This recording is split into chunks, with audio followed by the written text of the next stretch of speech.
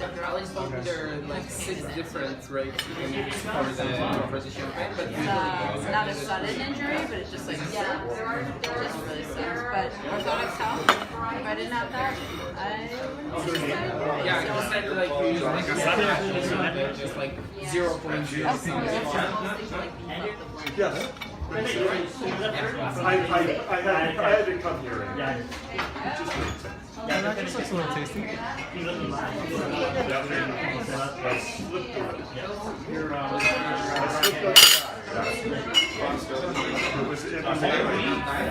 was great.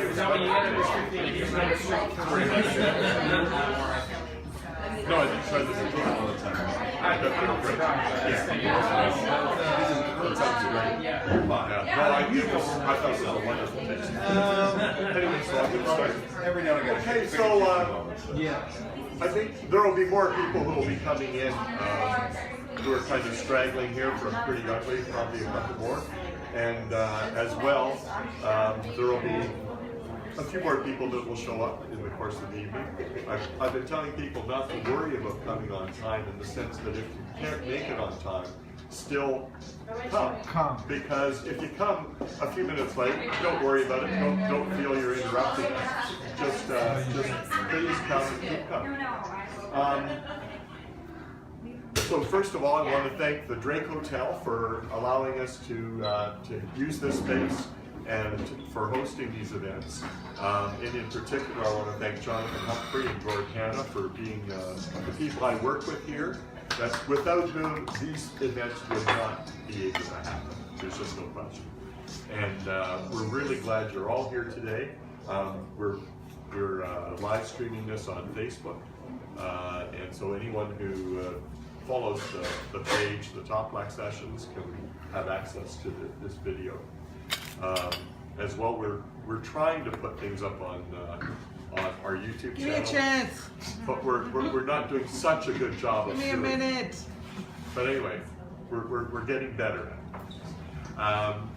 So tonight's talk that we have Carrie Gillis, who is the organizer of Toronto Cocktail Week, and did so last year and was involved with the very first one. And we're really glad she's here to tell us about what's planned for Toronto Cocktail Week this October, and to get some input and start some discussion about what's going to happen. Thank you. Awesome. I had no idea this was on Facebook Live. We can stop that if you'd like. No, that's good. I'm actually glad you told me right now and not before tonight. So that's good. Oh, okay. Thank you, Andrew. Thank you, Jonathan, for giving Cocktail Week the time and attention tonight. It's great to see you guys out.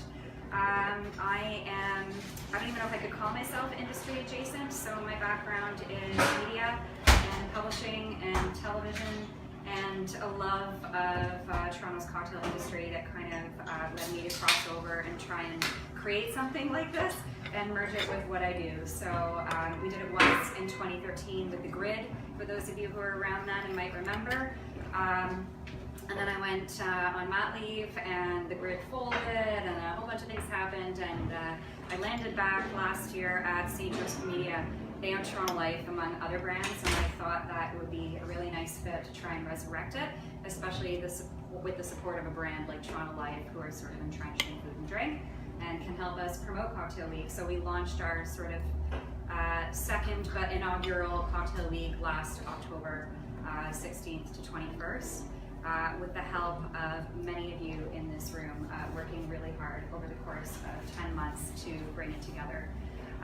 So I thought I wouldn't take too long and just sort of give you a bit of a sense of what our mandate was in the beginning, the direction we want to take it, the programming from last year, and then kind of open it up, because I want this to be a discussion about how we can get people into Toronto's great bars and educate them on how to make great cocktails at home, how to be confident in ordering, how to make them better customers, and in general, just raise the profile of Toronto, eventually globally. So Right off the bat, I'll say our focus is largely on the consumer.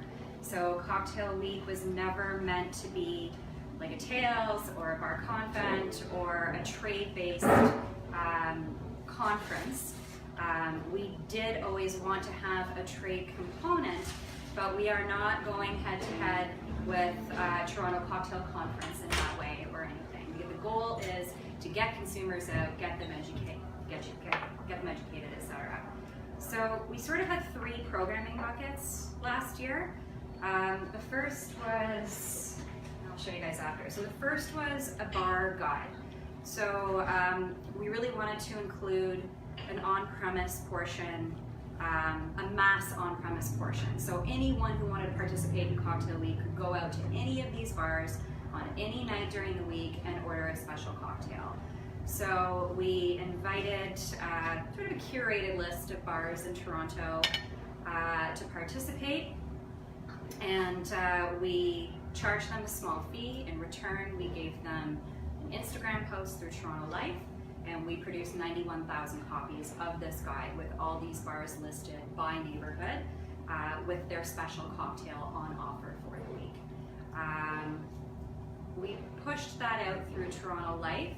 Our goal this year would be to also push it out through the LCBO, the way that we do with our Toronto Beer Week guide, which is a whole other can of worms. But they are open to this, and we're looking at working a lot more closely with the LCBO this year. So that's sort of bucket number 1. We have the bar guide. It's something that people can take away, either digitally or in print, keep for the year, and choose to go to any of these bars that are on the list. We had about 56 involved last year. And then about another 25 from outside of Toronto. So we invited bars from across Canada and even Buffalo to participate and showcase some of the rest of Canada's great talent as well. The second piece was a standalone, called it the opening gala. I don't think we do that again. Grand tasting, whatever you want to call it. Our big flagship opening party, which took place at Ripley's Aquarium, where we invited brands to come out and participate and pour, and we also invited the neighborhood bars to come out, join together, and pour some of those drinks and showcase the bars that make Toronto great. So we had about 750 people out to the aquarium, and that was sort of by far our most visible event. We had one other sort of medium-sized event, which was a Gord Downey tribute at the Horseshoe Tavern, where we had a whiskey sponsor, and this was really just a very Canadian, very informal celebration of Gord Downey, of Canadiana, of whiskey in, well, what we hope this year will be Canadian whiskey. To match up with the theme of the event, but we did it because it was October 16th, which was the 1-year anniversary of Gord Downey's passing. And then the third bucket was more educational. So this was seminars, tastings, both for industry and for consumers. So we had a stream happening for 3 days at Mother Tongue, which was our industry headquarters. And we had 2 seminars a day happening there. We brought in a speaker or 2 from out of town, others were local. One of our learnings was to probably do the industry portion earlier in the week as opposed to towards the end of the week when everyone is really busy. And then in the evenings, at different bars across town, we hosted tastings and seminars for consumer audiences that we pushed out through Toronto Life as well. So that was really Cocktail Week in a nutshell last year. What we would like to do this year is work even harder on this idea of getting people into Toronto's bars, educating them, getting them to drink cocktails at home, more confident about it. We really struggled on the marketing side. I think where we were weakest last year was in sheer resources and helping the bars and the seminars and the events to get the recognition that they deserved. So that's something that we've ramped up for this year, that we've hired for this year, where we're going to be going out to all the bars. And you know, the example I used earlier was if Andrew's hosting an absence session, we'll show up at the Toplack Session the week before and take some shots of him making a drink, do an Instagram story, drum up interest, go out to all the bars that are participating, watch them work, and really try and integrate that into the marketing of the event, which was something that we didn't do in year one because we just did not have the resources. We didn't have a team beyond the team that had generously volunteered their time from the industry to help us put this on. So that's the direction we're taking. We'd love to do a big party again this year. We'd love to do an on-premise component again this year. We want to do more tastings, more seminars. We want to keep an industry component to the week without it taking over the week.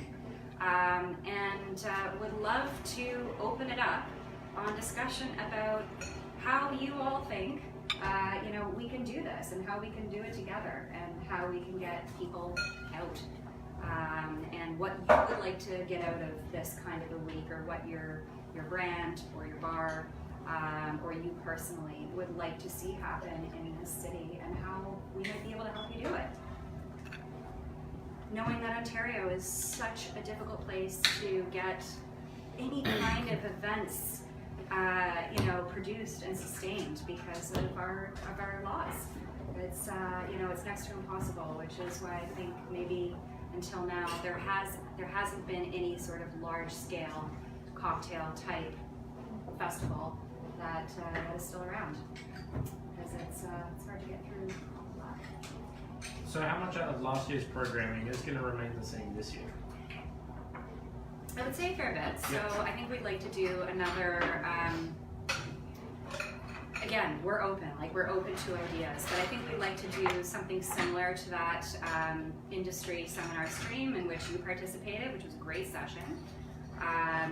You know, that Wednesday was a great day. We had David Kaplan in, we had that part of the cocktail menu. As we got towards the end of the week, it seemed to taper off a bit, so we're like, okay, let's do Monday, Tuesday, Wednesday instead of Wednesday, Tuesday, Friday. Definitely a large scale ticketed event for consumers again. The feedback that we've gotten has been mostly in favor of going back to the aquarium, although we do have the Brickworks on hold as well.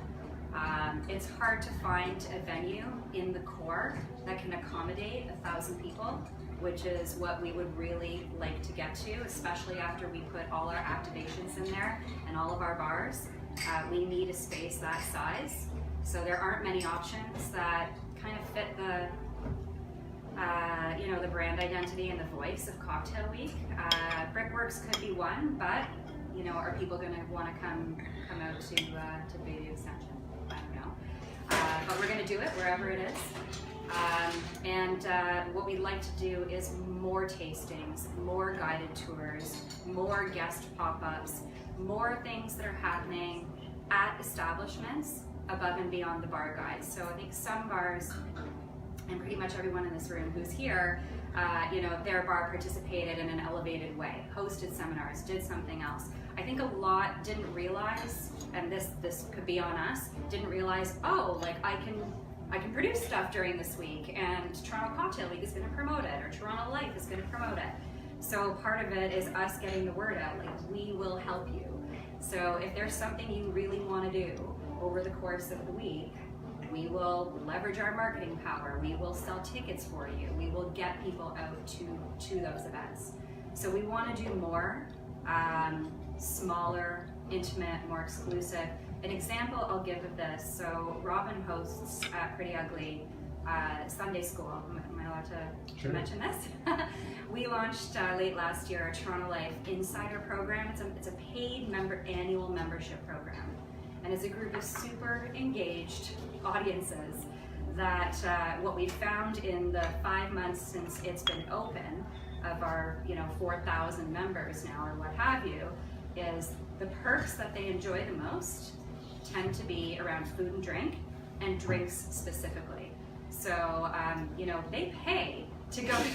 They pay to go to Sunday school. This is just one example. History? You believe it. They pay to go to Sunday school. They pay to go to these what we call R&D nights at different restaurants around Toronto where the chef tests new menu items. So we've done one at Tonto, at Actinolite, the Chase, and they're selling out. So now we have, you know, in addition to our typical audiences, we also have this super engaged group. And they want those kinds of opportunities where it's just 5 people in front of the bar, or 10, or 15, or 20, and they get to learn from an expert. You know, whatever it is, whether it's a specific topic, or a tasting, or a how-to, or, you know, behind the bar with, or anything. So we didn't have many of those the first time around, happening throughout the week. And I think we'd like to grow those because they do well, and it gives people a lot of choice in what they want to, you know. On a typical Thursday night, you could go to a session on sustainability, you could go to a session on diversity in the industry, you could go to maybe 4 different tastings, you could show up at a bar and get their special drink, a whole bunch of different things going on, but they're not all, you know, 1,000-person events, you know, that need to be overproduced, right? It's just little intimate, exclusive ways of experiencing how great Toronto is. Last year there was early talk of having a hub.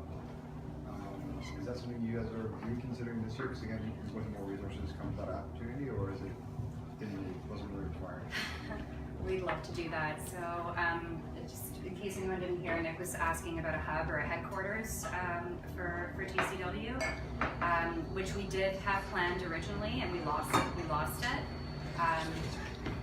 So what we ended up doing is we created a hub just for our industry seminars at Mother Tongue.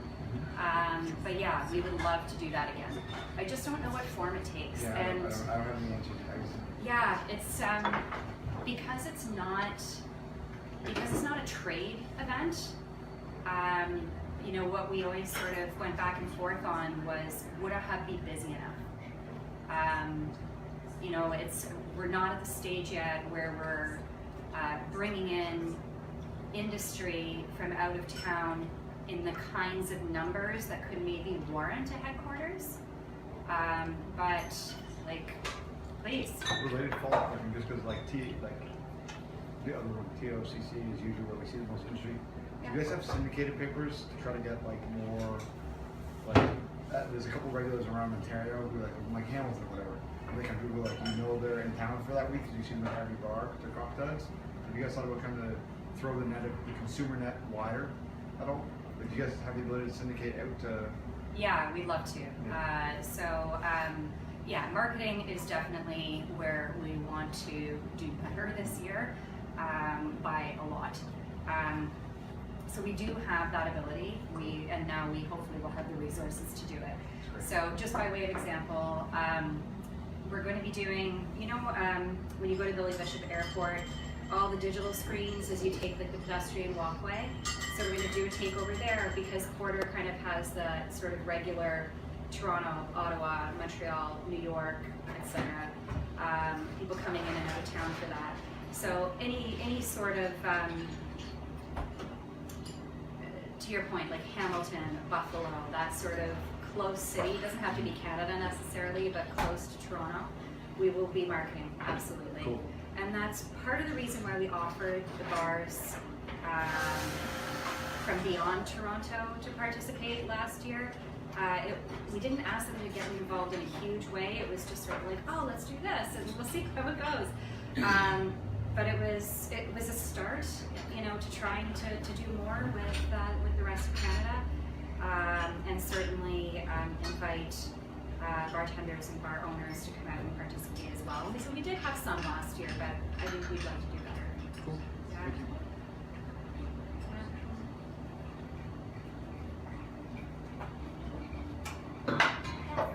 So along that line, rather than just on billboards, because people are just gonna look at it and something to keep in mind.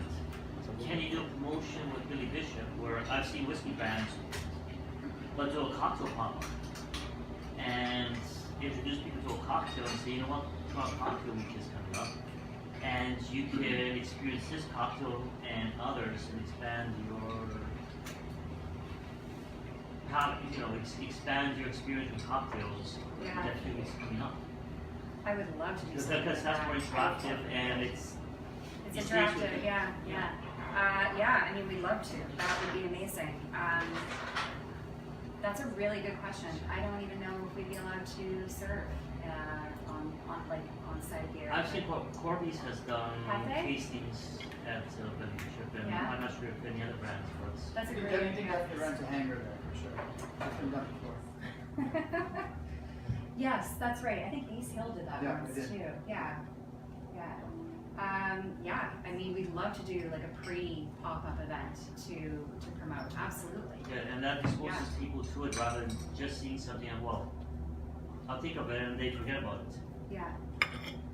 So any ideas like that, are most welcome. So, we have, we don't have a huge marketing budget, but we do have the power of our brands behind us, and that allows us to do a lot of trades and in-kinds to be able to promote outside of our own network. So absolutely we want to do that.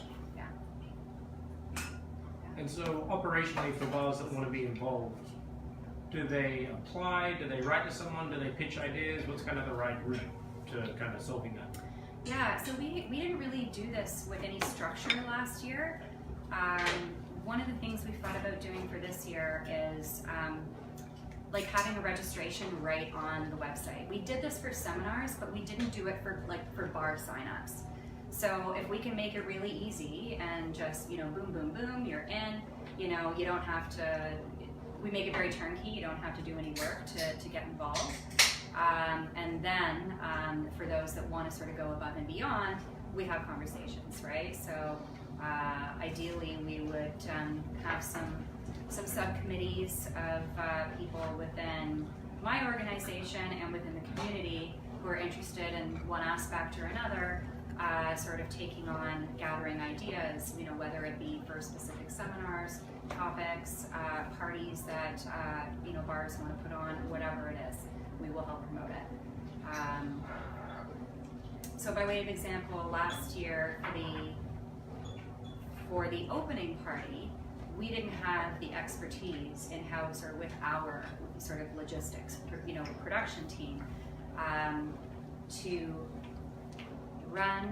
produce these neighborhood bars and all these cocktails and all the batching that goes along with it in a venue like the Aquarium, which only closes to the public like an hour before the event opens. So we had Nick and Evelyn and Christina Vieira and Robin, taking it over. So, this is one of the things that I've talked to a few of them about this year as well, and actually formalizing it. So, Christina will run, the bar port.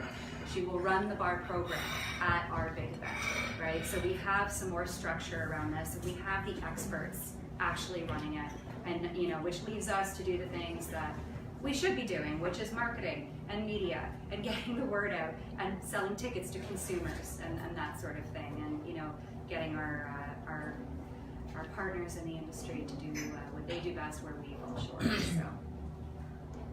Cool.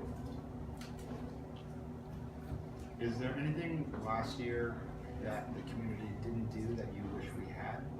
And not like in a hatery way, but like if there was like a Show up to the closing party so I could buy you a drink. No, Oh, yeah. except for Andrew. Andrew showed up. Oh, yes, I did. Yes, you did. No, I was overwhelmed by the support. In year one, it was no secret that we were sort of trying to do it on a shoestring. We'd love to break even this year and be able to show our bosses that this is something really valuable and it's really important for our brands to show our support in Toronto. This is who we are. We are a city brand, and we want to be able to do this. So obviously we're looking to brand partners to help subsidize this, with partnerships. Ticket sales certainly help subsidize it as well. You know, we've gotten to a point this year where, you know, like I said, we want to formalize a little bit more our industry partnerships, where we're not just, you know, asking for help for nothing in return. So, you know, we're trying to do that, but no, I mean, like above and beyond support from the industry. And you know, we probably wouldn't do the same closing party as we did last year. I know I kind of failed to mention it when I was talking about the event last year, but it was structured probably a little bit too much so. We had a bar come to us and offer to sort of take it over, and I think we'd probably do something different this year where it was a little more informal at a bar, a little more centrally located for the industry. And maybe just do guest pop-ups where we've got bartenders in from other cities in Canada, you know, doing behind the bar every hour with, you know, paired up with someone here, and whoever comes, and we'll buy them a drink. But no, I mean, we've been just so happy with the support. Yeah. The one thing I would say that, you know, we didn't get a lot of feedback on was the bar guide, and I'm going to show, for anyone who hasn't seen it, I did bring a few copies.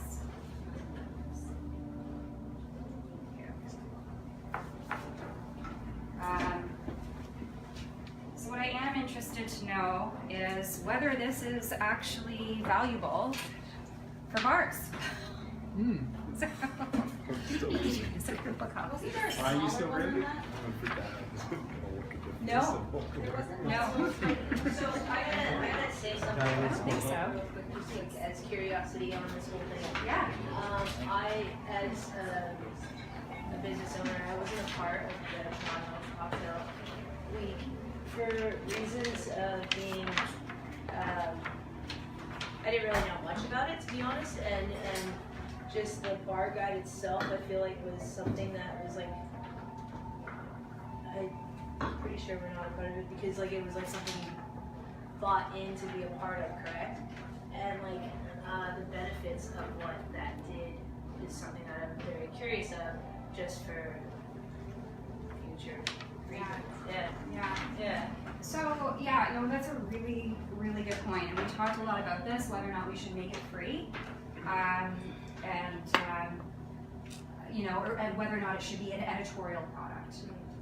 You know, versus a paid product, or you know, a product under Toronto Life editorially or under Toronto Cocktail Week.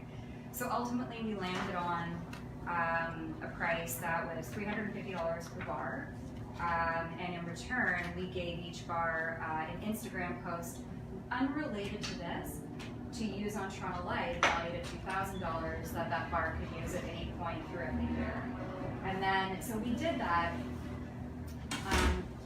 Quite honestly, not because we wanted to make money on this, we didn't, just to be able to subsidize printing 91,000 copies of it. So whether or not that's, you know, that's valuable, I don't know. Like this is, you know, this is one of the things that we're still trying to figure out. You know, we did a follow-up with all the bars that were involved to say like, hey, you know, I know it's hard to measure, right? So it's super hard to measure. Someone could walk in and order the cocktail that's listed, and that's great. Oh, someone saw the bar guide. Or they could walk in 6 months later because they kept the bar guide and they went to that neighborhood and decided to check out the bar because they read about it. It's not measurable. So, you know, anecdotally, we reached out to all of them to get the feedback, and the 56, I think we got 2 responses because, you know, it's email, right? And it's, you know, it's hard to get that kind of feedback. And the response we got was positive, but it was 2. So we don't know. Like, we don't know if there's value there and whether it should just be digital, where we don't have to spend a fortune printing it, and, you know, don't have to charge to be in it, or, you know, we don't really know what the right model is, but we're trying to figure out something that's of value to our readers, to our audiences, and maybe even in future, you mentioned another format, something that isn't just listings, so something that includes evergreen content that's more of a booklet, that's relevant content that could be kept throughout the year, and maybe it's more of a passport, that sort of thing. So we are so open to ideas. Yes. I should have probably asked you this before, but I'm curious, how many of the bars actually use their media credits with you? Almost all of them. Of the 56? Yes. Okay. Yeah.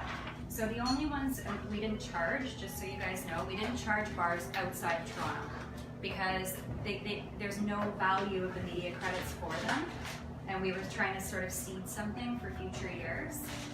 But yeah, almost all of them. And we felt that part was fair value because it's expensive to buy an ad in Toronto Life, and most bars are not going to spend $12,000 to do that. Even on an Instagram post. So this was a way to do that. And we also find that our audiences are super receptive to any food and drink related Instagram posts on Toronto Life. So we are happy to keep that in our feed all the time because we get engagement. So you're talking about brand as the bars.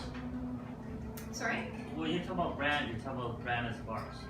But have you explored the option of the liquor brands co-sponsoring Oh yeah. and highlighting their specific cocktails and what? Because I know a lot of the brands for their specific activations, they have their different things. So have them involved in the cocktail week. So when you go to a bar, they're co-sponsoring and working with you in whatever capacity. And they're subsidizing the event too, so they're highlighting their brands within the brand of the establishment. Absolutely. So we did a little bit of that. So Diageo was paired up with 12 bars in the bar guide. Quite honestly, they were the only ones that signed on before we had to go to press the bar guide. So good idea, and all of the brands that we talked to were interested in this specifically because it's a way for them to not just strengthen the relationships they have with their accounts, but potentially get new ones as well, which is hard because we can't make that guarantee, of course.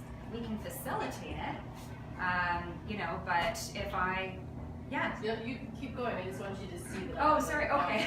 That's okay. Keep going. Because you guys have a relationship with Bacardi brands as well. Yeah, so, and Bacardi did participate, and they participated, but not in the guide itself. Yeah. But, we could call on these bars and say, hey, would you be interested in serving a Don Julio cocktail as your special cocktail? And in return, we will give you this, whatever it is of value, whether it is a social post or, what have you. And most were amenable, so that's something I think we would continue as best we can. The only thing that we say to the brands is we can't guarantee that. There are relationships that already exist that are not ours to break apart. But it's even accentuating those relationships in terms of your exposure to cocktail week. It's like if you like this brand, you can try these various cocktails associated with that brand. Yeah. To expand your palate or try different things. Yeah, definitely. And we rely, and even more so this year, we are going to be relying on those brand partners to help us subsidize the week. So that's our model for sure. Yeah. And there's more time. The first year it was done in like 3 months. Yes. Back in 2013. You remember. I met a few people involved and some Yeah. few friends I talked to them about it. Yeah. And look, budgets are not what they were in 2013 either, right? And we do recognize that. So, we have no, I think, undue expectations of what the brands are capable of. But this is also where having the media company helps us because we can give them more ROI than they would get out of a typical one-night event through the rest, post-event coverage, custom content, throughout the year. Sorry, that's all the boring media stuff.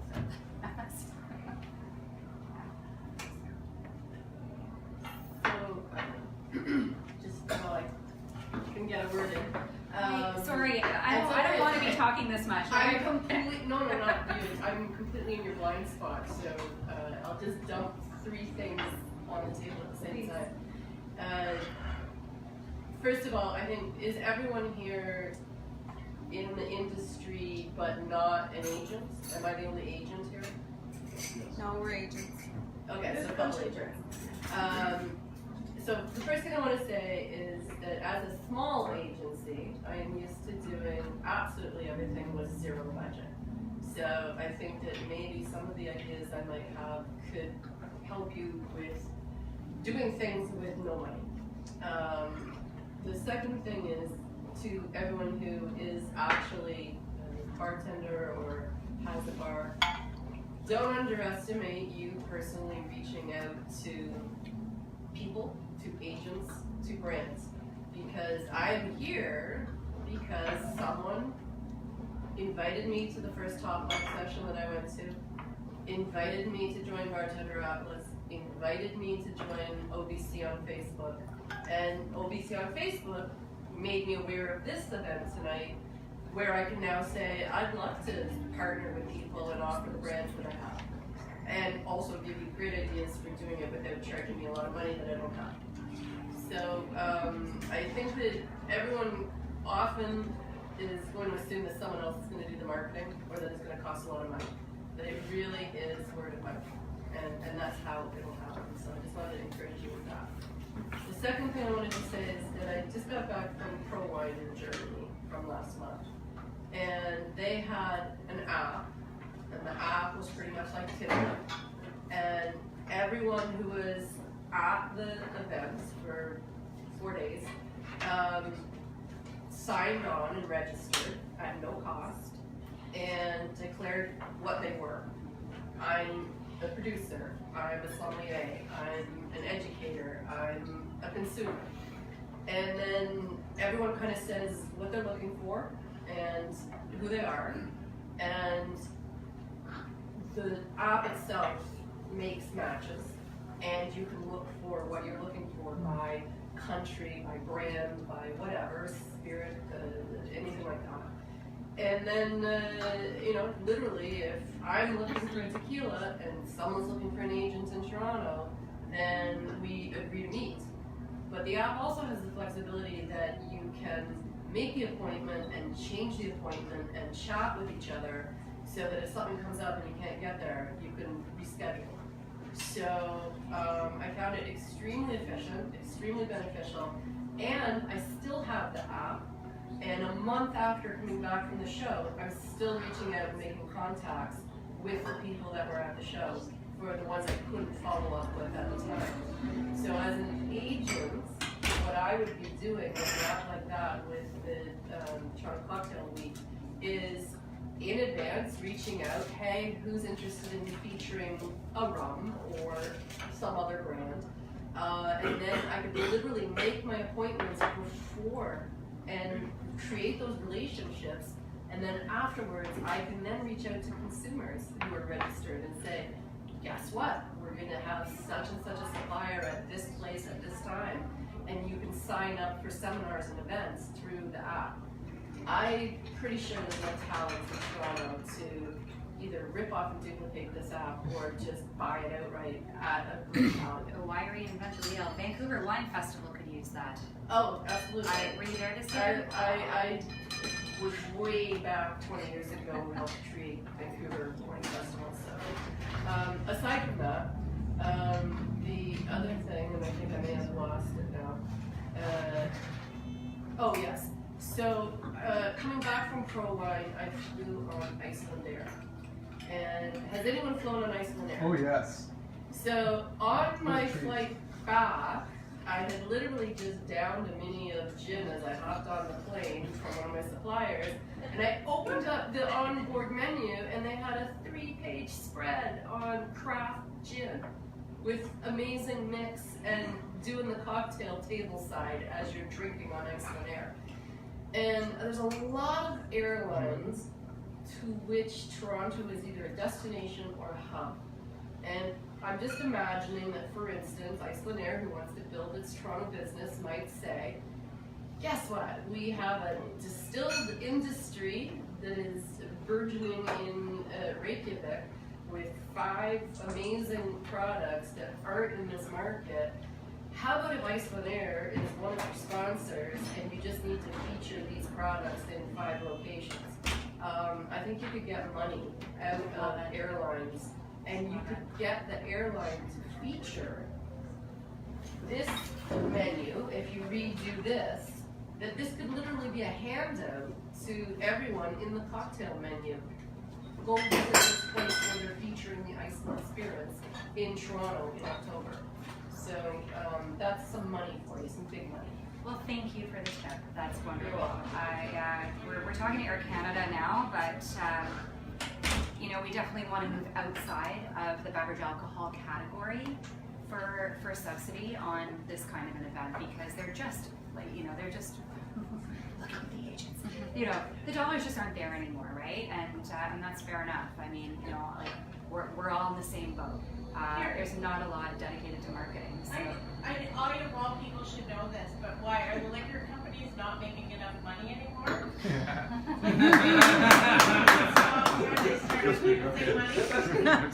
Being smart about spending, not spending like they used to anymore. We're maximizing the bottom line.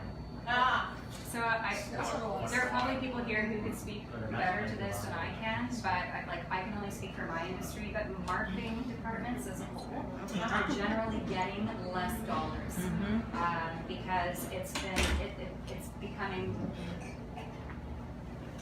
harder to justify because it's not as measurable as some of the more interactive and smaller and DIY types of marketing are, which tend to be cheaper. But I'm gonna shut up actually because you guys I probably can answer give this a really better. simple answer to that. The brands I represent are small brands, and I'm bringing the product to you at a fair owned cost, and the LCBO is taking 74% markup on something. So there is no money. There's nothing. It's cost. I'm bringing it at cost. So I say this all the time, but I fantasize about moving to Alberta and running events there. Because, you know, I was telling Jonathan before we started, like my dream. So I run events and marketing for St. Joseph Media. So I run events for Toronto Light, for Fashion Magazine, for Wedding Bells, for Toronto Beer Week, Toronto Cocktail Week. We're thinking about launching a Toronto Wine Week. I was in Vancouver this year for the festival.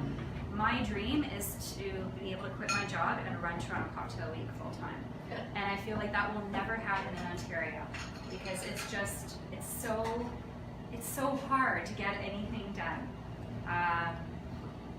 But also even for the bigger brands, what I'm seeing, and I don't disagree with this strategy, is they want to own their own marketing, their own experiences. So, instead of sponsoring another event, they want it to be their event, and where they're the exclusive sponsor and they have access to people. So I'm hoping that with Toronto Cocktail Week, which is different than anything we do on Toronto Life, we can offer that forum to be able to do that under the larger umbrella of Toronto Cocktail Week and be able to offer that added value in supporting it and offering our larger audiences and the post-event coverage and partnering. So not taking away, it's not, here's our event, we need your money, we're gonna give you some plexis and you have to do it our way. It's, you have a dream, you wanna run something, how can we help you do that? So that's our hope anyway. Do you consider to be non-alcoholic brands to be more involved in your total conference? Like more 50 brands? Non-alcoholic? Yeah. Or some kind of juice or water? Yeah. I mean, we do, They can also bring some ideas, Yeah. the cocktails and I guess that non-alcoholic market is growing now. I mean, we always do in-kind sponsorships, but we'd like to see more integration. Like, it would be great to do, terpene cocktails and coffee cocktails, and so we're talking to cannabis brands, I'm talking to other non-alcoholic brands. Sorry? Did I just cross it? No, sorry, terpenes, there's no THC, no cannabis. It's like 100% just like the flavor. It's like, Skunks, I've heard. you guys probably know more about this than I do, so I will shut up. So, see, this is again, I am not industry. So, please don't hold it against me. The ABCO will likely loosen a little bit, but I had a meeting with them, I had a few meetings around Restaurants Canada show, because cannabis putting money into it. And I was like, do you want to be on a panel to say what your rules are? And they were like, no. And because they basically said they had not even begun to reach the point in how they can tell their own, what do they call it? Compliance.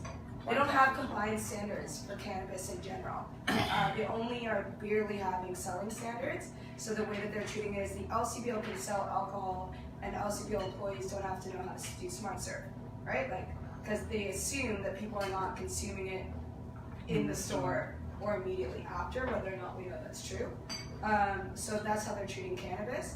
And in about a year or so, they will actually have compliance standards for it, which will go probably better than we think, but they just don't have standards for it because their only standard is intoxication, which they even told me, like in our meetings, isn't a real standard for cannabis. It's kind of neat time for that though, like, you know, the events that we're starting to produce for them all sort of skirt around, but like, people are so interested. It's like, we can host an event with a cannabis company on gardening, and how to, you know, how to like plant, you know, or, you know, bitters based on the flavor profiles of vanilla kush or different kinds of cannabis, but there's no actual consumption of any kind of cannabis.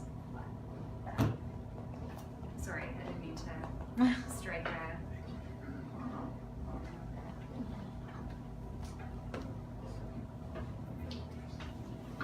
I'm just looking at your list of who participated previously, and I can tell you two people who'd be very interested to get added to this list. One would be Red Bull.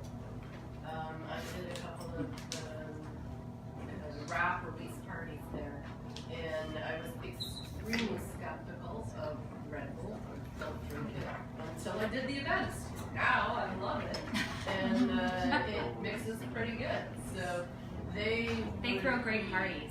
They would be, yes, they throw really good parties, and they have a massive list of people that they can draw on. So I would definitely approach Red for exposure, and I think they would probably sponsor quite a few bars.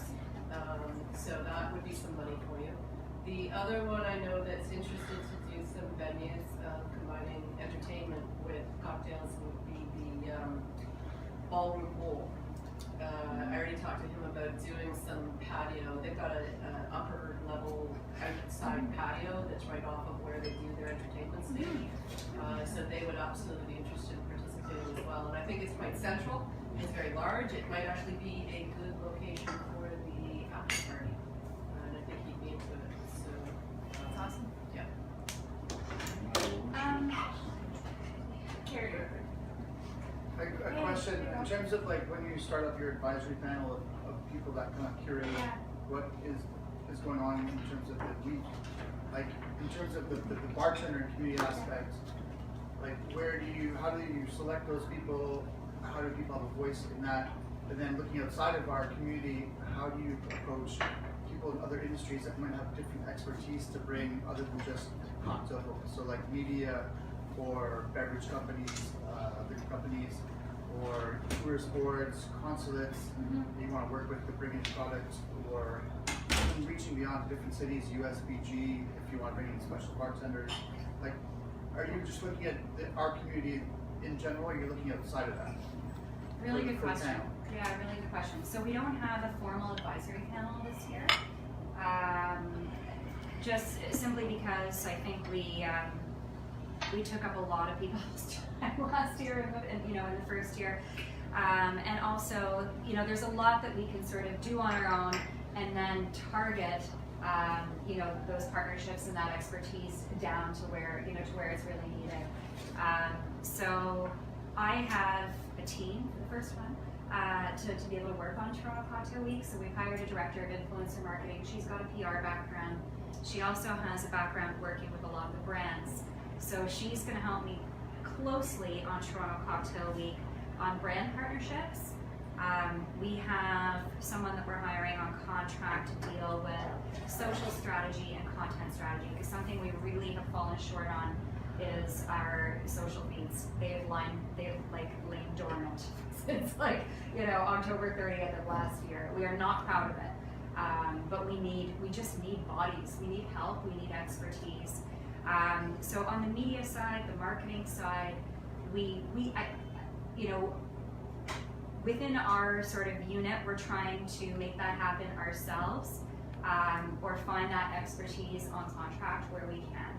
As far as the industry goes, this is sort of the beginning of what I hope will be many conversations. So, if you said afterwards, like, let's do something rum and have it be sort of a precursor to Rum Festival.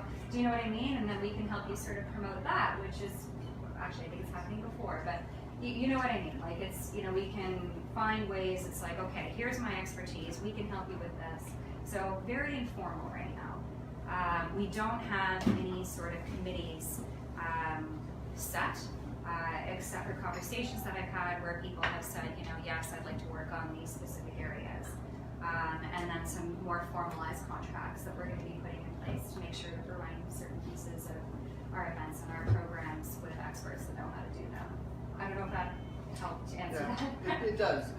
And how much of it is volunteerism versus, like, for our industry people that you consult with versus pay, whether it's like small pay or a salary position based on piecework, but yeah.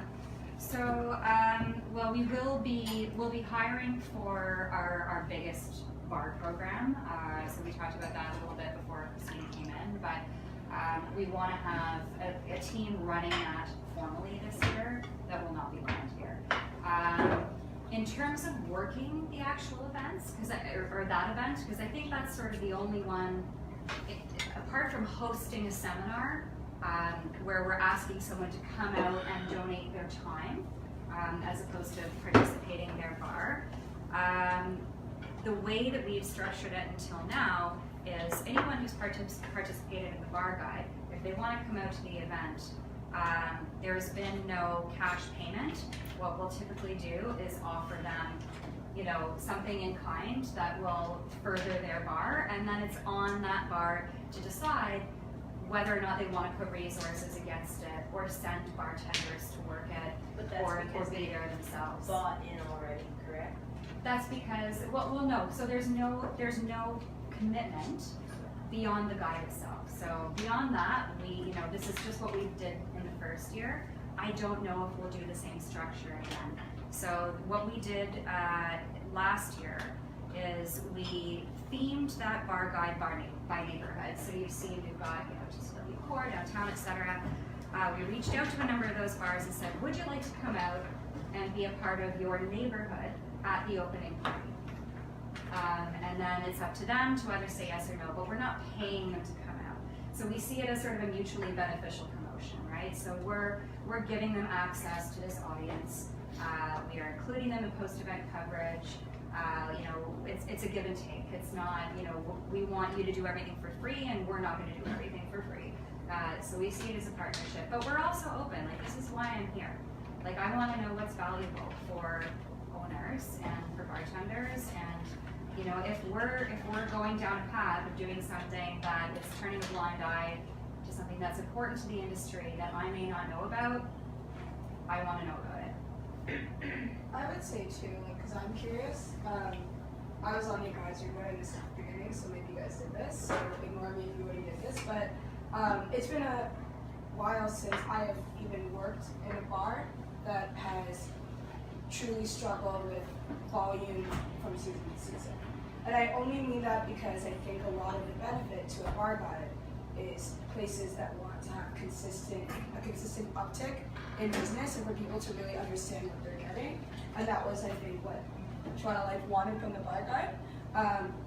So when you hear, because I probably overthought it, being on the advisory board and going to meetings every 2 weeks, but so with fresh ears, when you guys hear someone say a media company wants to do a consumer-focused cocktail week that features bars, what do you, as people who are in bars, who may own them, may just work in them, what do you think you want from that? Because I think that's the best thing to start to say Joseph's Media. When you hear consumer focus, trying to get people into bars or like a bar focus week? Like, what do you think that would be, and what do you think is the best way to do that for your business? Because I think there has been like crossed messaging, and obviously a media company's objectives will always be different than a liquor company's objectives, which will always be different than bartenders and bars' objectives.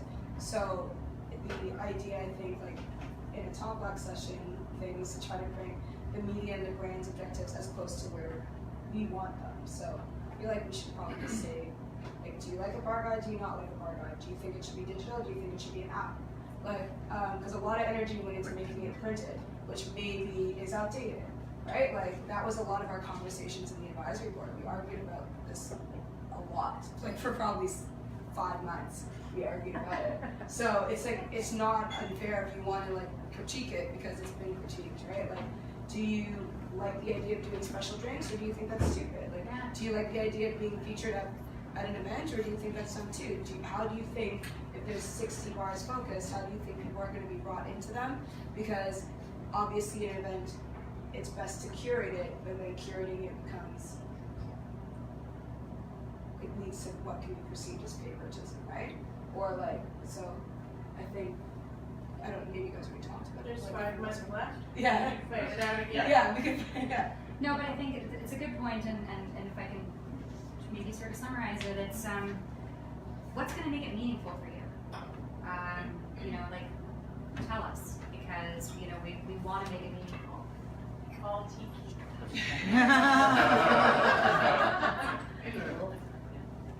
So I'm from the outside. I write and I'm on social media, and I think this came up a few weeks ago in terms of cocktails. When you're looking at cocktail culture, it's a closed culture right now. So if you're doing a Toronto Cocktail Week, the emphasis should be on bringing new people on board, and getting new people into the bars, trying new drinks, coming to a bar that they've never been to. And I think that's where, you know, the people I know here, I've met through the years, that's where the benefit to them is. It's kind of like, if you're doing Toronto Cocktail Week, how do you bring new people? Because Toronto Cocktail Week, in the basic form, is people hopping from bar to bar that they've been to, or maybe they go to 1 or 2 bars they haven't been to, but they're in the circuit. How do you get the new people into the bars? Consumers or bar staff, or like community? Consumers, right? Because, you know, you have your regulars, and you might go to a few bars. They'll ask you, okay, I want to go to a tequila bar. Where should I go? I want to go to, what other rum bar would you recommend? But how do you get the new people coming into your bar? Because if someone's a cocktail, they know the top cocktail place to go to, and or they'll ask people. They think they know. Or they'll ask people. Yeah. Well, I'd say the awareness is coming from the Toronto Cocktail Week organizers. If we're paying to get into a guide, I expect that when I pay $350, $400, that like that money's going. I mean, I know that they're getting an ad at Toronto Life, but that there's some kind of marketing behind it. To push But my if you brand. think of it, if you knew nothing about cocktails, if you're just a pure beer drinker, a pure rum drinker, how would you transition to trying a cocktail that's... I might put a subcategory under each bar that focuses on specifics and create awareness that way. And how do they know what bar is specific on the rum or tequila or whatever? That's extra step in between, right? Like it's 65 bars, so how do they know like you're specific on rum or tequila or whatever? Because I know a lot of Scotch drinkers who will never draw, for the most part, they won't do a Scotch cocktail unless they get invited to a free event and they're given a Scotch cocktail. But will they go, if they pick up a guide and it says whiskey focused bar, will they more likely try a new bar that says whiskey focused bar rather than a neighborhood? They might try whiskey, but they're not apt to do This is where brands come in, you incentivize them to come out and say, hey, try this new. It is, yeah. I think like Toronto Cocktail Week has potential to be like, you know, Jazz Week, like jazz festival, where, you know, regardless of what you're advertising individually, I think people could be drawn to it. Consumers who just have a love for the industry cocktails, just spirits in general, or even beer, can be drawn to it, and they don't need like individual information. They're just like, oh, you know what? It's Toronto Cocktail Week, like, we gotta go. It's Toronto Spirit Week, we gotta go. We can call it like even Industry Week, where people are just gonna be like, you know, I'm gonna buy tickets regardless. I know there's gonna be something out there for me. So I feel like having just like a general, just like a general, like a broad demographic could be more appealing and could draw more consumers to come out and just experience it. And I think like from a bartender perspective, like I only found out about Toronto Cocktail Week, I think maybe 2 weeks before it actually happened. And I felt, at the time, I couldn't afford to go personally. Other obligations and whatever. I feel like how Bartender Atlas paired up with, the RC show where they gave out free tickets to bartenders.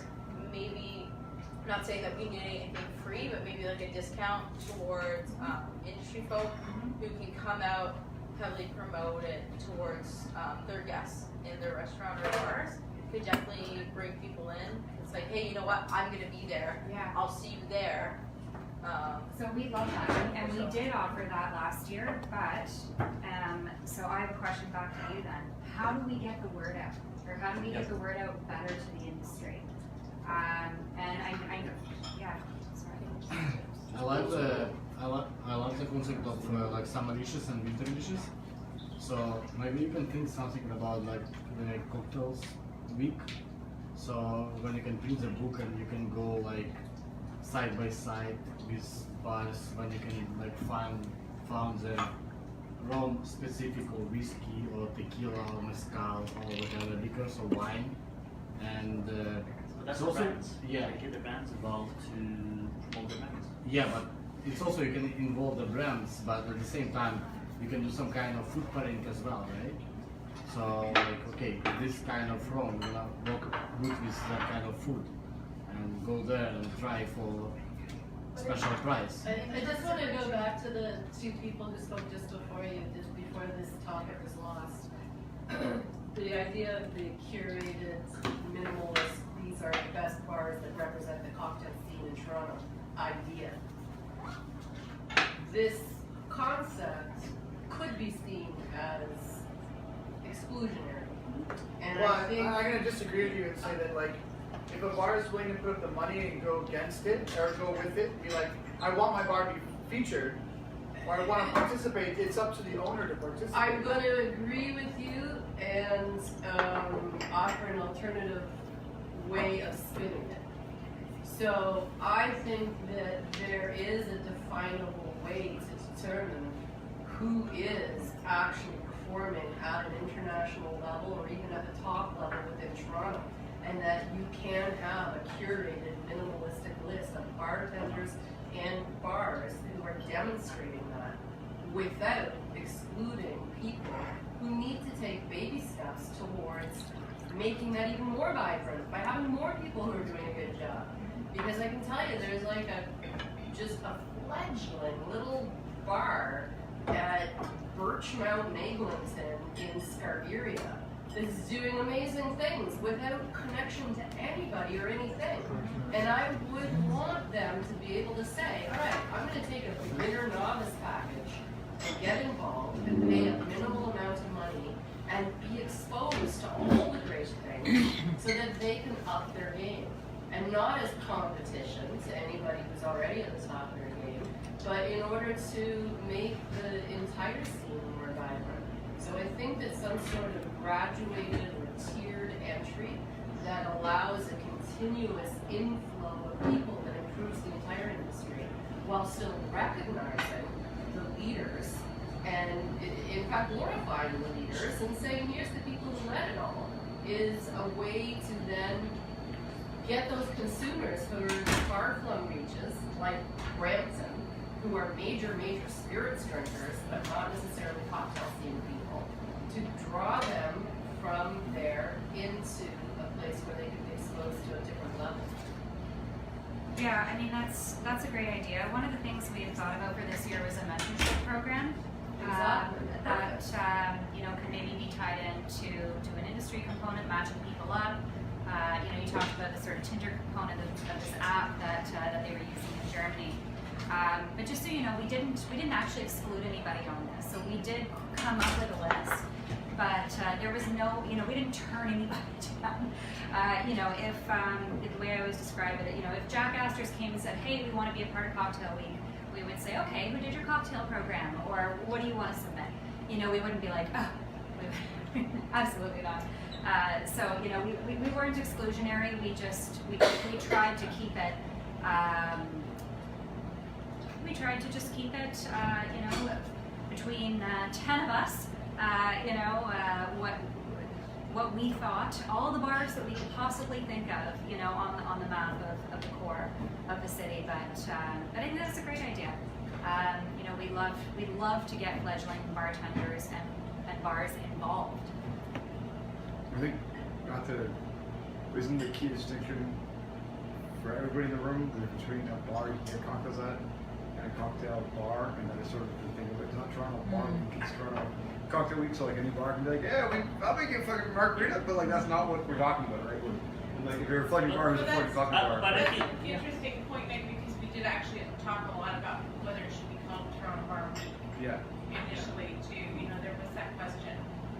Totally, I guess that's what. Yeah. I think you get away from cocktails to beer and wine bars, and I mean, if it's a cocktail week, it's bars that focus on cocktails and spirits and the atmosphere goes with it. And I was gonna say, like, you shouldn't lose fact of the part with that Toronto for cocktails is a fledgling city. It's new. Like 7 years ago, no one, or like 8 years ago, no one went out and casually ordered a Negroni. And they didn't like, really expect people to order it. So when you dilute it in order to like get money or to get more people involved, you also have to look at a couple things. Like one, the idea is to get the average person to start going to more bars rather than a couple of places and ordering, even if it's just an old-fashioned confidently, and figuring out where they go. So it's not only when they treat themselves, say for a date at the Sky or at the Drake, but they'll go to like all these other places and do it too. Like the Drake bought into Toronto Cocktail Week, but the Drake doesn't need to buy into Toronto Cocktail Week. Like, to be incredibly honest, people will go to the Drake and pay $16 for a cocktail. They do not go to a lot of the other bars in the city and pay $16 for a cocktail. Furthermore, St. Joseph's Media still has to have some sort of quality associated with any list that they do, because it will look poorly on them, and it will also look poorly on the other bars that are featured in this list. If you go to a bar that wants to be part of Toronto Cocktail Week and people shake your Negroni, then no one knows that when they go to the bar next to it that is also on this bar list, that maybe that bar is a better place to order that drink. And that takes away from the actual brand quality, and also takes away from what everyone else on that list is trying to do, which is trying to get, if the actual goal, and maybe this isn't a good goal, maybe nobody wants that goal, but if the goal is to get consumers to start buying into Toronto's cocktail culture, then you have to kind of protect that. That right? is the number one goal, absolutely. And in fact, just to your point, Christina, we just lost, we're producing Ottawa Magazine's Best Restaurants this coming Tuesday. And we just lost a restaurant, fantastic restaurant, because of another couple of restaurants that we decided to allow in. Not that they're bad restaurants, and we did it because we didn't have enough vegetarian dishes. But it's really hard to find that balance. And I think there is a way, and I think, you know, whether it's through a mentorship program or some kind of a sub-program within it, but you're right, we you know, there has to be a certain level of quality maintained if that's our goal, and it is our goal. But, you know, as an outsider, you talk about Jack Astor's, the Cake, Diageo, Corby's type brand establishments. Don't put Jack Astor's in the keg in the soup. But you know, you need cake shots. I'm so glad you're here, Christy. But those are the stepping stones. You know, a basic cocktail of sorts with 3 ingredients. Or with those Where did everyone else have their first cocktail in life? I know I had my first cocktail in the cake. I had my first Caesar. I had my first cocktail tonight at It's a the stepping keg. stone. Because those are the people you want to come into Toronto Cocktail Week. And if you can come. Right, but you want them to leave the keg to come to Toronto Cocktail Week. Yeah. You want to include the keg in Toronto Cocktail Week because then you're just swimming in the same problem. No, but it's the stepping stone. If you have it as a load up, but it's not a stepping stone if it's in the same pool. That's the reality of it. If you're telling the people that drink at the keg to go to the keg and keep drinking cocktails, they then don't come to our bars. No, but you tell them that there are different cocktails at other bars and much more. You know, that just makes for light reading while they stay in the same fucking bar. I'm sorry, that's wrong. But there's differentiation. It's like telling someone if you drink vodka. Not if they're all in the same manual. I'm sorry, you're wrong on this. Like, not if they're put in the same book and they're told that they're the same quality as Pretty Ugly or Civil Liberties. This is not about being exclusionary. This is about if we're truly talking about progressing the city, then we have to show we're taking ownership of that and not taking But how do you get those people into your bar if print 91,000 of these fuckers and put it in their hand? Yeah, like that's like what we're asking about. Is like but you go down Bay Street, the keg is packed. Jackasses We're is packed. not questioning their business model. Yeah. We're talking about two very different aspects No, here. but Whether or not the bar's busy and what the people are drinking are different conversations. This conversation is about what people are drinking. And that requires people to make a change in their pattern and make a change in where they drink. Yeah. Like, I think maybe part of that that is making them more aware of it. But my thing is making them more aware of it. Because if the keg is packed on a Thursday, Friday, Saturday night, and you're not getting most of those people at Toronto Cocktail Week, the proposition is how do you get those people to go to a cocktail bar? How do you get them to come to cocktail? I would argue with you a little bit on that because a lot of people reach Toronto like who will go to the keg for a $5 special margarita on Thursday, which is okay if not delicious. And like the idea is that we use like I would think as a bar is that you use a bar should ideally be able to tap into St. Joseph's reach to get those people. But we're not trying to tap into the keg's mailing list because it's not going to be a one-to-one, right? Like, and it's also like a bit of a false argument because all these chains are slowly buying into like cocktail culture, like Earl's is very far ahead on that. Like Moxie's is further ahead on that. Cactus Club isn't close to the same thing as the keg, and the keg is not close to the same thing as Jack Astor's, right? Like it's like we're kind of losing when we watch them mimic what smaller cocktail bars are doing to great profitable effect. What we have to ask ourselves is there a way that we can use media and PR hopefully through something to get them back into our bars rather than have the people who run the beverage directors go to our bars and then steal the most actionable parts of our programming. Yeah. I don't think It's not stealing, it's been Not stealing, but I mean, I don't think the problem is the reach, because you saw at the aquarium last year, there was a lineup for every single bar. It's not that we're not reaching the right people. Those people are being reached. It's not consumers that we're seeing in our bars. It's then how do we drive those people to the bars after the event that's free, right? And I think that's kind of where we're reaching an issue where are people actually picking these up and reading them, or are they staying on social media and that's how they're finding their avenues to figure out which bars to go to. I think that's kind of the disconnect that we need to figure out how to reconnect with. like the aquarium wasn't free. Like they paid to go to that. Yeah, they did. But but so drink a whole bunch of drinks or you can drink for for $75 $100. and What's the benefit of being on that list is kind of what I want to know. Like, what is the benefit of being on the list, and how do we like share that benefit with promoting the program as well as being on that list? Like, how does that work? Well, I think that list goes halfway there, and it allows people to know that the bars are there, but that's not enough incentive to draw them in, right? And again, it isn't quantifiable. People can come in 6 months, 9 months later on, and it's hard to quantify. But if you used to do something like, if you buy a ticket to the week and you get $2 off in any of these bars, something like that, right? Then the bar can do something like Toronto Cocktail Week discount, $2 off. You know, every read at the end of every shift, they can count the numbers, how many people come in directly with Great those idea. tickets. Yeah. Then they're quantifiable in the bar is driving business into the bar. Toronto Cocktail Week can't just be in the venue that the event is in. Yes. It has to be the whole city, right? It's a Toronto Cocktail Week, not a Brickworks Cocktail Week, right? So it has to be the entire thing. If you bring the bars in that way, drive money into the bars, get the top bars, introducing people to what the cocktails do, and they can quantify what the benefit was, and then that feeds into the conference, then everyone's a winner. P.S. I love what you're doing here. I love What the fact if that you're the- listening to people, you're getting the feedback, and you're listening. I think it's fantastic what you're doing. I don't know Can if I it's ask a really quick question? Appreciate it. Thank you. Like, can I ask this in part because I wanna know when I should go to the Shameful TV as a client?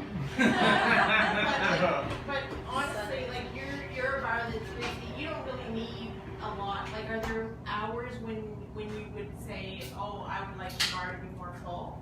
Well, honestly, like a big reason of like not wanting to pay $350, and it's not like it's like a crazy sum of money, and I'm just like a very truthful, honest person in that sense. It's like, why do I want to pay $350 to be a part of something that may not contribute any extra business to my bar, as well as like something that I can't commit to off-site as well, you know? So it was like very much like, I think that everyone who is a top shelf bar, who has already proven their worth and has been curated and award winning, should have a lower price to enter because you are the mentor. That's so good. And the ones who want to step into it and step up. the that's not what game I'm, should that's pay more. definitely not what I'm going in and And I don't mean to bring it up in that way, I'm just saying, like, I think that the value added is harder for people who are busy through a certain model, which is just like walk by traffic, word of mouth, like that community. And so some bars are gonna get more from it than others, right? It depends on the model. And I love your bar, and I would go more often if I always knew there was a seat for me. But there isn't always, right? Because you're full lots of nights, I think. And like the other thing that we talked about that we never did, but maybe you guys would prefer, is we talked about crawls, and we never did crawls. Right. And if people said we would have rather you spent all that energy on crawls, then that is like actionable feedback, right? Like you can talk to brands about sponsoring crawls really easily. It takes manpower, but it's doable. And if that's what you want, then it could be not randos, but like whatever Toronto life people supply into the neighborhood or whatever crawls. They could be curated on themes or on history. Boston Thirst does a bingo, like where if you get a certain amount of cards based on the bars on the bingo card, like you get random prizes. Like the first one's like a T-shirt. They get things like 3, and then like eventually you get some gift certificates. Those are things that would be dealt with on like a sponsorship side. But if you thought that like people would bring in bingo cards and do it, and actually weirdly enough in Boston they really do. Like I saw that when I was there last year, and I saw people post about it a lot this year. Then like those are ways that are both quantifiable, because even if they don't always redeem their bingo card, the bars themselves know when they stamp it. Or like it could still just be like a publication, right? It's like if the biggest thing is like really feeling the people in there, then there's like ways around. What is the biggest thing? Just out of curiosity, what do you think? Like for Shameful Tiki, I'm sorry, I don't know your name. Alana, sorry. Is there something that would make, like, what would make it worthwhile for Shameful Tiki to be involved in Cocktail Week? to be a part of making it more of like, again, I love being involved in any kind of industry thing that I can be a part of. Like I want to make time for that kind of stuff as well. But like I think when it's something, for me, I'll be honest, like when it was like 3 emails of like, spend $350 to be a part of the Toronto cocktail scene. And I'm like, I'm already part of the Toronto cocktail scene, I think, you know? Like, why am I gonna spend money on this? Like, then that was my mentality, and I'll be honest. It was like, why am I gonna spend money on having a Tuesday, Wednesday, whatever the case may be, a business that I already have business on? Like, what is it beneficial for me? It didn't make sense. So, as for something where if you came up to me and was like, hey, do you want to be a part of Toronto thing, and I didn't have to spend a dime, and I just spent my time personally. I'm all about spending my time on a good cause. That's cool. That's my mentality on stuff. Yeah. Okay. Yeah. So the price tag for sure. Yeah, it bothered me, swallow. to be honest, Yeah. as like a business that already does business on those days. Yeah, fair enough. Yeah. Here's my thing. You're knowing the guide that it is this year, and I think I'll call out to Robin Goodfellow on this because we worked a couple events on the original one in 2013. I think you were at the grid at that point, and we were still in contact. And I'm not going to compare the two events because they're very different night and day. But the one thing I appreciated in that one was that, I mean, I think I worked a different marquee event every night that was inclusive to have, 12 or 13 different bars involved in those events. There was the one at the Sudbury, which was like, there was like a key marquee bartenders doing events and like some brands that were sampling things. There was the one at Maison that was like whiskey based, where we had booths where it was part bartenders. Burroughs was the cocktail generator. Burroughs, yeah, because I was there. Because Goodfellow and I were like, it was me, him, and Simon Hohet to make cocktails based on what people were like. Make a shiny cocktail with sparkling, fuzzy flavors. It was all based on descriptive words. Yeah. Welcome to my hell. Welcome to my hell.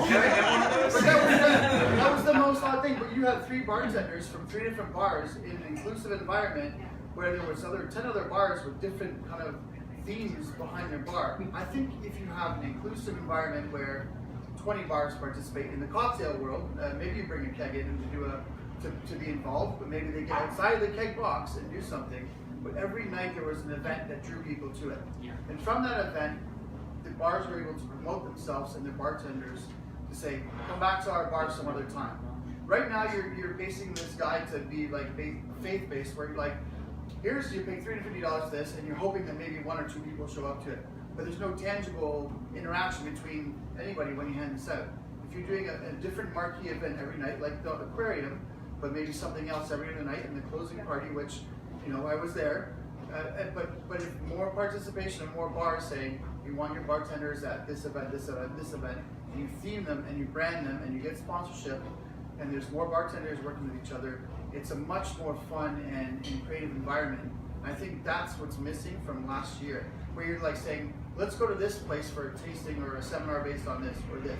But there's no real big inclusion other than that first party, which to me was all brands and no bartenders really, unless they were hired, off the books from their own bars. But like there was no bars saying, we're going to set up and do something with a collab with somebody else saying, let's do an event. There was no inclusion with all the bartenders. Well, we did have 5 bars with 3 bartenders each doing collabs. Yeah. But yeah, no, I hear what you're saying, and just sorry, just to your point, Robin, we love to do more like flagship events every night eventually. Yeah. I think we just thought that maybe we bit off more than we could chew in 2013. Yes, there was definitely grumblings in that one. Budget cut some stuff last year too. Yeah. The actual planning, there was supposed to be more. Yeah. There were, I've heard some of the inner works, and yes. I love the idea of like a digital scavenger hunt, and I think, or something to get people involved. And I think, you're all in the business of experiences and experiential, and quite literally you're bringing people into your spaces or to your brands and creating experience. And really what you're touching on is taking that experience to the next stage and keeping people involved. So maybe this is a way to introduce them. You're talking about getting people engaged and come out to the event. Yeah, because it's the thing that's happening and you don't want to miss this. And then how do you continue that relationship moving forward? So it is a little bit of the responsibility of those flagship, locations to involve the rest of the community. It's, ways to participate, as Rob was mentioning, those types of events, but really kind of elevating and each other, but getting people engaged and involved. Everyone loves a good competition. Everybody loves to be in the know. Everybody loves to be part of the excitement of what's happening in the city and community, and making it an event, a long-lasting digital event. Whether you're a participant that day, or you heard about the game that's happening, or you just want to kind of jump on board, I think that's an amazing opportunity for everybody. Yeah, and take them away from just a piece of paper, but get people in the bars and getting people introduced to the community and to the personalities. I think so many of us are in the know. We know those personalities, know those people. We we know those places, and we're forgetting there's a whole community that doesn't, and how do we get them more involved, engaged? And it's not just about going to that one bar. I think that's the theme of the night. It's just getting people out in general. I think that's great, and it ties back to what you were saying earlier about the social sort of component, and that is really missing. And I think whether it's an app or social or what have you, I don't know if we ditch the print. I mean, it is such a massive expense. It's so And for restricting. what? It's restricting. It's, Frankly, you yeah. can put that same content somewhere that people can access it and view it the way that they want. Yeah, and we do, and we post it digitally, but we were not seeding it the way that we could have been, for sure. But it is about that experience, about making it something that people aren't going to forget, and also something that they can want to get more. I think one question to maybe answer from the bar perspective is, how do you want people to find you? Do you want people to find you through social media, through word of mouth, through advertising? Some of you, and I know I can't afford advertising, so I have to look at other ways, but often when I'm just trying to figure out who do I even call on as an agent, I have to just go online and say, okay, best tequila bar in Toronto, best this, best that. Or, you know, I know a few people and I ask them. But I'm someone who's in the industry and I have trouble finding bars sometimes that I want to go to. What about people who have no clue how to even start looking? So how do you each get your customers, and how do you want to get more customers? And is that something that a group can do together with more power to do that? Or direct them, like you say, to the days when you're not already super busy? You don't want the customers that are only there Friday, Saturday night. I don't know. Something that I've been a part of at some places that I've worked at who have had launch parties for certain events and whatnot, are just giving away tickets, part of incentive programs. You know, I know a lot of us as bartenders or people who work in the service industry, when we have awesome guests, we want to comp things for them. We want to give them glasses of Prosecco, we want to give them maybe a feature shot, or, you know, we'll take care of their drink. I think something that's kind of like when we have a special guest, we let them know about Toronto Cocktail Week, because it's going to attract the right type of people, and in turn, the amount of, you know, maybe ticket sales that we have or referrals that we get can lead to, you know, maybe a free ticket for us or a pair of free tickets for us. So maybe, you know, like a top or a top 2 prize for, you know, for staff, just for like word of mouth. And, you know, hey, we're a part of this. I also know, you know, I know Ellen at Shameful Tiki and Robin at Miss Things, and we're all a part of it. And you go there, you ask for me, tell them that I referred you and stuff. Like word of mouth is probably the best thing in the entire world. And when you have a connection with a guest, they trust you. And I think that's, you know, that's hospitality as a whole. And then that way we can also attract the right type of people. I'm not saying jackasses doesn't have, you know, they don't have their things that people go for, but there aren't some, you know, jackassers clientele isn't going to be the same clientele as, you know, civil or you know, pretty ugly. But as bar folk, we know the right people and we get those vibes with people. So if we can attract the right type of people and just kind of share the community with them and have them gain an appreciation for cocktails, whether they had one already or they're emerging into the scene. Yeah, and then I think that really hits the emerging into the scene. The ones who want to feel special, who want to be able to check out more of these bars and feel like they know some of the players in the industry.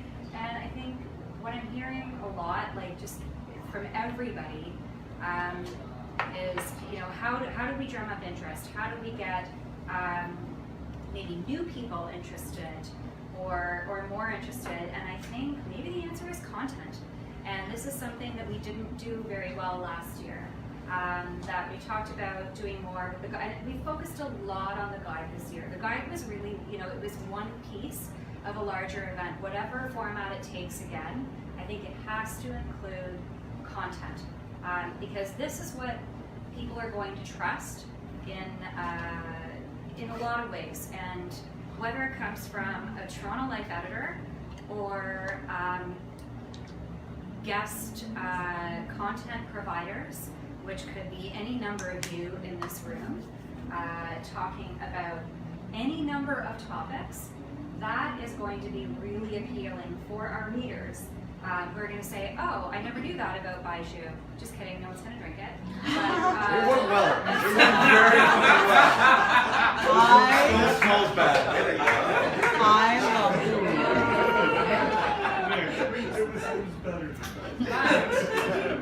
You got the. Do you know what? We should. That would be a really good test, actually. But just the power of content and how we put this together, and build more than just a list for the guide, and really getting people excited about it. And this is why I want to get people.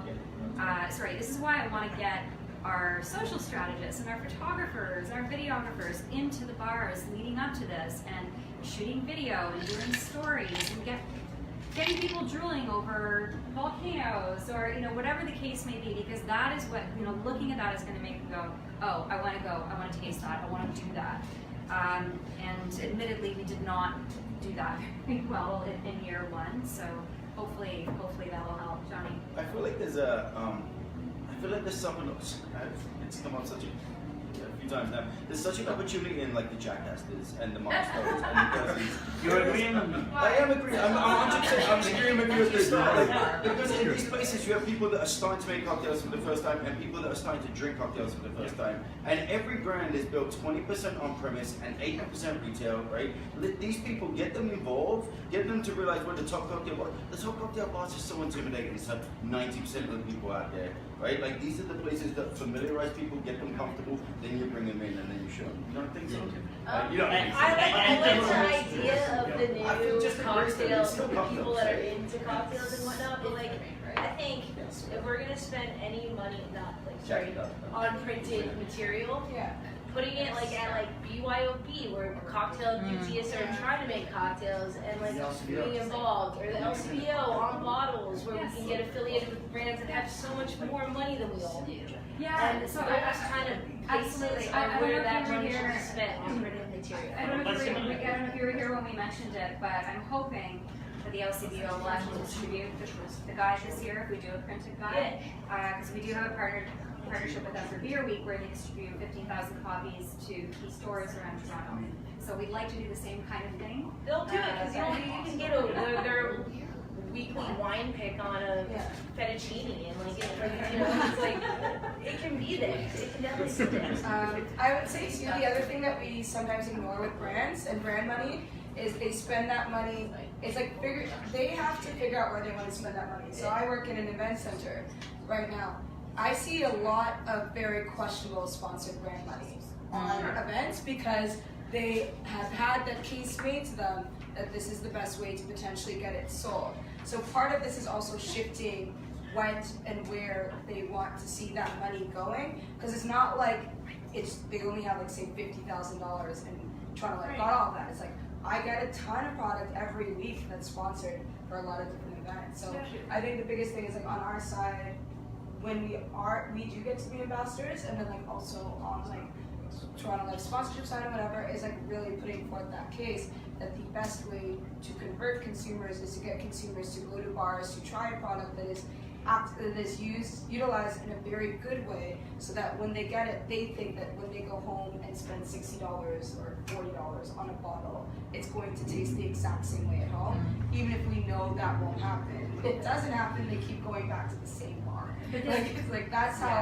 That's our strategy with brands. That's why brands are. But this is why the education piece is so important, and this is why we want to do more of these intimate, exclusive tastings. How do you use this product? How do you become really confident in using this product? How do you do this at home? That sort of thing. And I think you bring up another really good point, which is brands are spending an unnecessary amount of money sometimes on elements of a sponsorship that are expensive and don't bring a lot of return. And sometimes that's hard to avoid, because they have global expectations or parameters that are coming down or what have you. But you mentioned this as well. Making sure that they're paired up with experts in the industry, people like you, Christina, people like a lot of other people in the room who can say, this is my experience, this is who I'm going to pair you up with, and this is how I think you should spend your money more wisely, or not spend as much, could go a long way. Even at the gala, there were brands, or the gala, whatever we want to call it, our opening party, there were brands that... Drink with the fishes. Our drink with the fishes, yes. 2 days after the guy jumped in the tank naked. Everyone was talking about that story. Thousands and thousands and thousands of dollars spent on the same old traditional, style branding and pull-ups and this and that and the other thing that could have been done so differently. And that's one of the areas, and I think you may even mention this, Robin. We don't have, we have some expertise there, but it's the people in this room who can say, this is how I can help you, get your product out to this audience, and here's a way to better spend your money. And certainly we want to bring in that community to help our This is how I partners do can that. help you. Oh my goodness. What you may not be aware of, but when you go into an LCBO and you see a necktie, if the necktie is for a charity, then it costs the agent nothing. If the necktie is promotional, it can cost thousands of dollars. So you can combine the message of Toronto Cocktail Week and say something along the lines of Toronto Cocktail Week, participating, blah, blah, blah, here's a website, here's how to get involved, here's the dates. We will be contributing X number of dollars to charity. That makes the necktie free for the agent that puts it onto their brands. So for instance, let's say you have, 50 spirits that sign up to participate. All 50 of those spirits could put those neckties, as long as there's a charity message on it, you could print it at not very much money, and we could all blitz the LCBOs for free. I'm really glad you brought this up, because one of the things we haven't gotten to yet is a charitable component. So before you get to that, let me say the other thing. This is great. Which is the, you talked earlier about the local radio stations, and then someone over here mentioned about ticket giveaways. Well, obviously we can't advertise giving away free drinks or free alcohol, but you can give away free tickets to an event. Yeah. And so what if you bought time or a feature on even just the student radio stations? Oh no, we actually had a lot of radio ads. Did you? Yeah. Okay, so Yeah. with trading tickets and then having these people be the experts that go on and do the thing, you did that? We did, yeah. Okay, I'm sorry, I didn't know. No, that's okay. It's still a good idea. We did it all very late. Well, great minds. But we did it all very late in the game, right? Okay. But I know we're running out of time. But there's two things that I thought maybe might be worth touching on. One is a charitable component. In 2013, we donated to Evergreen. Last year, we had a charitable partner for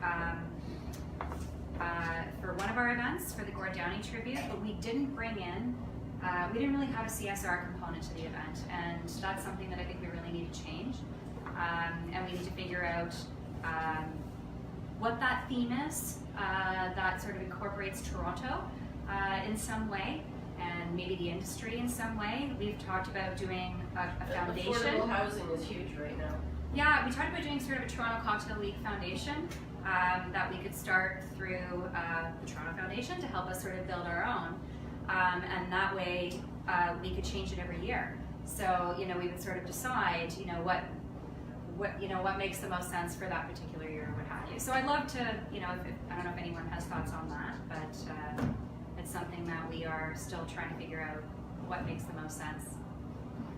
We had talked about doing a sustainable event where everything was,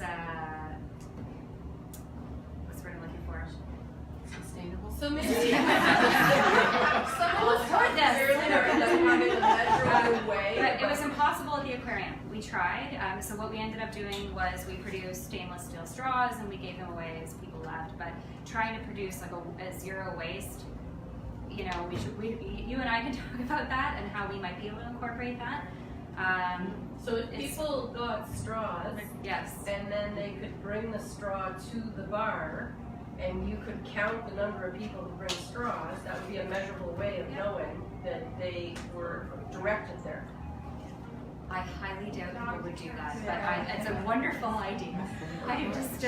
We just came off a 1,300 person event last night. We couldn't even get them to keep their own glass for 5 minutes, but yeah. I think towards charitable components that makes more palatable. I don't like charging less for cocktails because they cost what they cost because of all the shit that goes in them. But if I can say $1 or a drink, like that's what we do with Miracle, where instead of my cocktail that should be $15, that's $14 for Toronto Cocktail Week. Instead of it's still $15, but $1 goes to a charity partner, either my choosing or yours, it feels way better. I've still reduced the cost, but the consumer is now feeling good about it instead of being like, I'm never going to come here again. I came for the $10 Manhattan. Peace. It's like you pay the same price, but you can feel better about it than I guess you would otherwise. That is kind of the issue around discounting the drinks. It's like for London Cocktail Week, everyone gets wristbands, and it means that you spend 7 days serving people to walk in your bar with their arm in the air like this, like they're doing some bad Nazi salute. But the reason they're doing it is they walk in waving their wristband around because they're literally there to get the wristband drink and then fuck off again. And so again, it becomes this issue in quantifying like the input of it all. Yeah. But and that's not the crowd that we are going after. That's Yeah. not the demographic that we want for Toronto Cocktail Week. Yeah. So it's not to say that we don't want to branch out from Toronto live audiences. We do. But it's a difficult model. There has to be like a give somewhere to That's why allow a charity take. is great. Yeah. Because it's the same price for the consumer. We get to help a charity partner out. We get to have our brands come up, and the person is donating money without doing anything different. So I think that's beyond the humanitarian. It's good to do charity stuff. That's a good. The hardest thing with the charity is the brands. Like if you are doing something large scale with charities, you have to be really realistic about every brand's legal department, especially for a lot of the causes that people are more likely to spend money to give money to are the causes that brands do not explicitly want to put their name on. There are ways around it. People do it. I know that, but if you're trying to say put neck tags on a bunch of LCBO bottles, like you can't do that for a lot of things. Like even housing, I'm pretty sure a lot of legal departments, like Diageo's a huge sponsor of this. Diageo's legal department will veto like 95%. It doesn't have to curate what you do. It's just like being very realistic. So like charitable components for this would be great, but they can also be grassroots. They can be encouraged by the week and not explicitly put by the week, so it doesn't jeopardize the actual activation of it. But like, there's nothing stopping every bar from saying that our participation in this requires. But it's also great to have. So you guys are out from a certain department of your agency. Where we come from in media, we end up talking to often another department, of the agency. So having these kinds of conversations together is great because sometimes they have, and correct me if I'm wrong, different mandates and different priorities. And it's like, we have to do things this way. And then for people on the ground, it's like, well, actually, if we're working with these bars and these bartenders, we can do things this way. So we don't want to operate in a bubble. We really want to, Net tag programs, there's 13 periods at the LCBO. All 13 periods could have a different net tag on it. If I wanted to, I could do a different bar every month and do their personal charity every month of the year. No, I'm not saying that. I'm saying like your brand is different from a lot of other brands. I know, I'm just saying. So I do a lot of work with women's shelters and children. I get brands to give me product, often secretly or because it's me, rather than explicitly sponsoring my event, because they will not do things that have to do with children. They will not do things that have to do with homelessness often. They will not do things that have to do with cars. They will not do things that have to do with a lot of things that are what the average consumer finds to be a good charity to be part of. They will do it if it grows, right? Like brands will do sick kids galas, but they won't necessarily give you money to do like a small charity event for a child that you actually know. I'm not disagreeing with you. So that's what I'm saying. Is I'm just saying realistically to scale it outside like small brands, right? What's appropriate brands to associate with children? Pardon? Because alcohol with children doesn't mix. Yeah, exactly. That's what it is. There's one take Yeah, there are certain areas.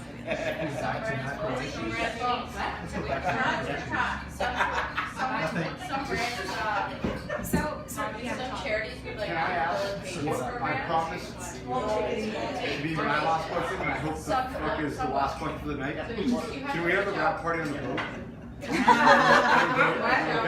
have a On the boat. Do you know how cold boats are in October? Yeah, we'll be fine. So yes, nobody has asked, and I forgot to say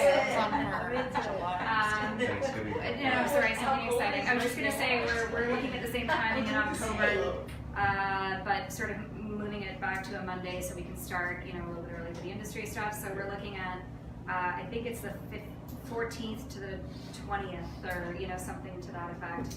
Cool. We have updated the website, but that's pretty much all we've done in terms of the date right now. One last thing I wanted to mention was about quality, just quality of cocktails, and for the events that we're producing, what we can do. I mean, this hasn't really come up at all tonight, but I thought everything was pretty good. I thought everyone came together. No small thanks to the industry who helped us do this.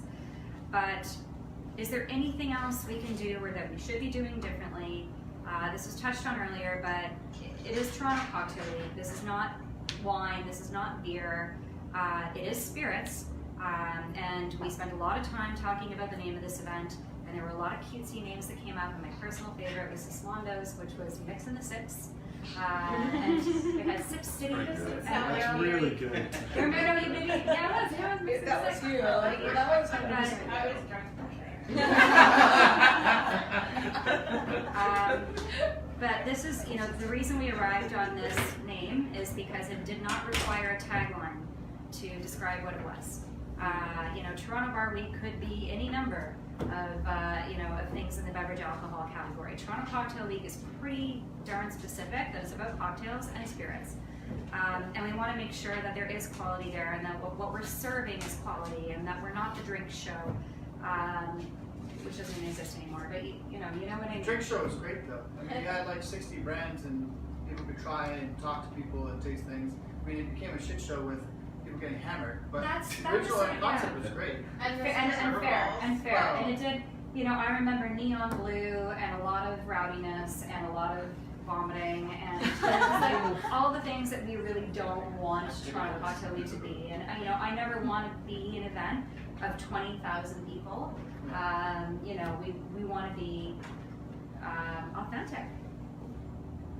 I think touching base on that would be just to advertise it. Sorry, I just realized I said neon blue and that could have been offensive because I neon blue is great. Blue is still good. Blue's my favorite color. I also like marshmallow tattoos. So. Yeah, absolutely.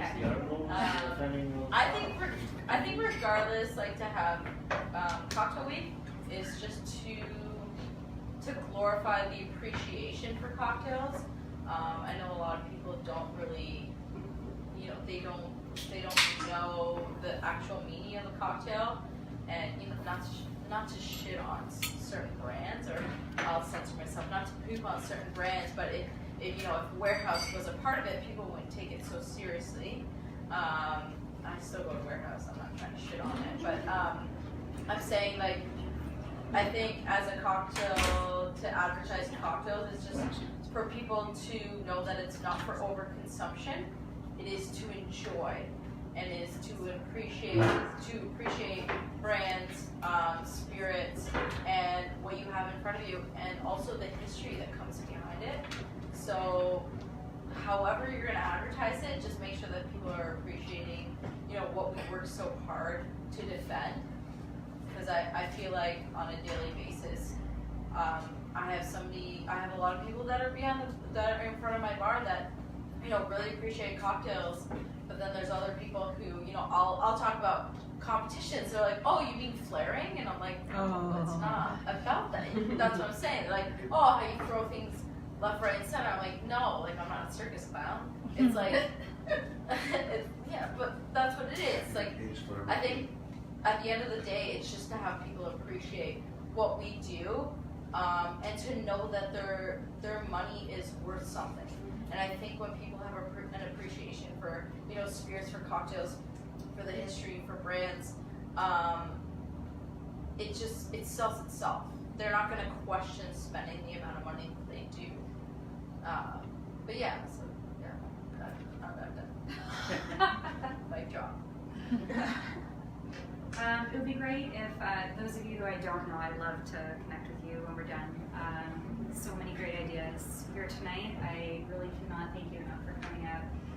This is not the only discussion. This is the first of many, I hope, and we've got the next 5 months to put this together. So please, like, keep it coming. We really want to work with you. So I'll make sure that you all have my contact info, and hopefully we can put on an amazing year too. Thank you so much, guys.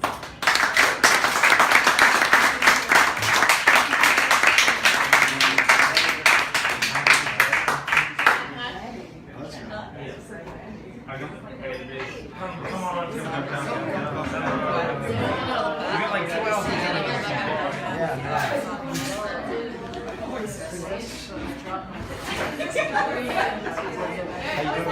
You good?